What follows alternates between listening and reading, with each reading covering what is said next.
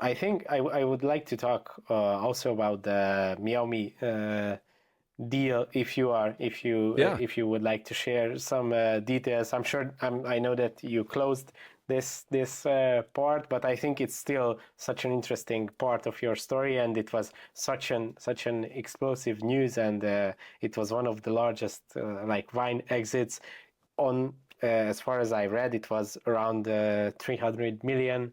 Can you tell the story of this exit on the technical side? What were the behind the scenes? How this goes? Such a sale, and maybe also on the emotional side, what did you go through while having this decision? Yeah, I'll maybe I'll start with um, what Meiomi was pre 2010. So it was really a restaurant wine. It was our offering to restaurants. It was over 90% of it went into restaurants for by the glass, and this went on for like a decade.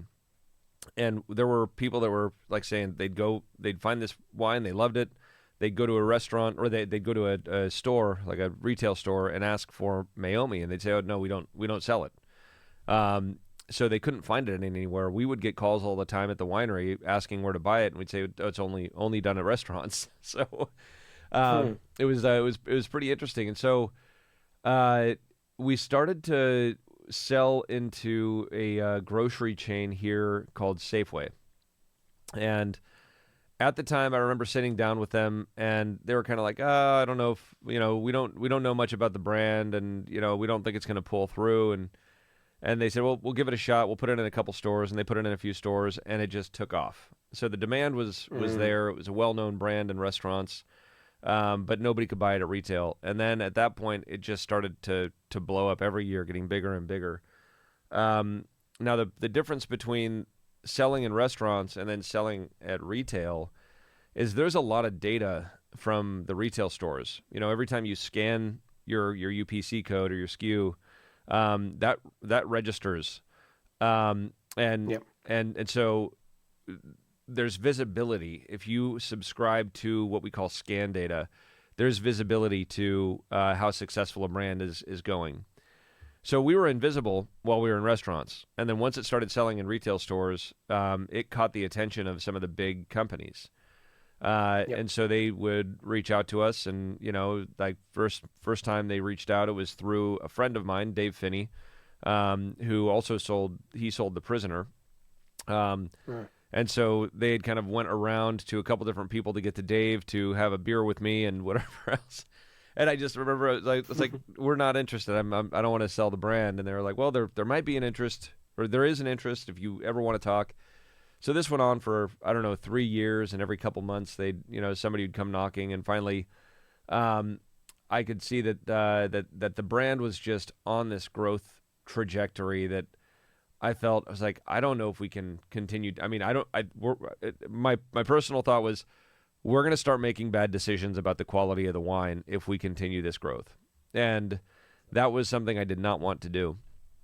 And so we entertained a conversation with a group that would represent us, and then contacted a few other.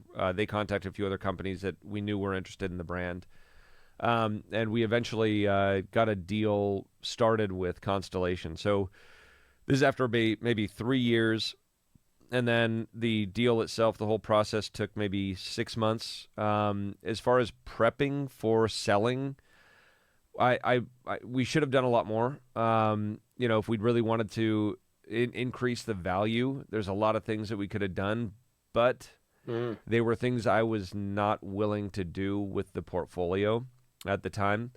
I didn't want to be in drugstores or convenience stores. As soon as Mm. Meiomi was sold, it was in 7-Eleven. Mm. And that was something from an integrity standpoint, the brand integrity, not just of the brand of Meiomi at the time, but also the portfolio and myself personally. There were things I wouldn't do, which gave and I mean the companies that were looking at it, they saw that and they looked at that as opportunity. They're like, well, hell, if we buy this thing, we can open it up to distribution everywhere, and we're going to double production. Like I mean, it was crazy what they could do. And so I felt that at that time, the brand was getting to that point where it was so big, and it was so getting so hard to manage, and I had so many other small fine wine brands that I wanted to bring out, and it was becoming, a bit of a distraction. And so we went ahead and engaged in this. We got a contract signed, went through the whole due diligence process. It wasn't a need to sell. It was kind of just an opportunity that I looked at, and there was one negotiating, point that was a bit sticky, and that was the non-compete. And a non-compete meaning I could not compete by producing a Pinot Noir within a price category that would compete directly with Meiomi for a period of time. And I remember telling, one of the guys that was working on the deal, it's like, no, I'm not willing to do that, and we had this kind of argument about it, and he goes, we do not do deals like this. And he's pounding his fist on the table. And I looked at him and I said, I don't need to sell this brand. You guys are the ones that want to buy it. And if you guys don't like the terms of the deal, then we'll just go our separate ways. So it was, there were a couple contentious conversations like that, but at the end of the day, it wasn't, it was something I was fortunately, I was in the driver's seat. So I was able to kind of manage it to a point where it wasn't, I wasn't going to be limiting myself. And that was the main part of it. I mean, they wanted to buy everything. They wanted to buy Belle Gloss, and I just said, absolutely not. That's really? not. Yeah, that was the first meeting, and I just said, this is what we're selling, or considering selling, and nothing else. And what that was the brand name, basically the trademark of Meiomi, and the inventory that we had, and that was it. And so that's what the deal reflected, and everything else was kind of just very clear. No, I don't want to be doing any of this other stuff. This is the focus, and it was a very clean, relatively simple deal, and it fetched a pretty good price. I was really, really surprised. I mean, that was the point at which they wanted to see our financials for a while, and I didn't want to show them our financials. So it wasn't until we really got into a deal, or right before we got into a deal, where I just gave them our, what we call EBITDA.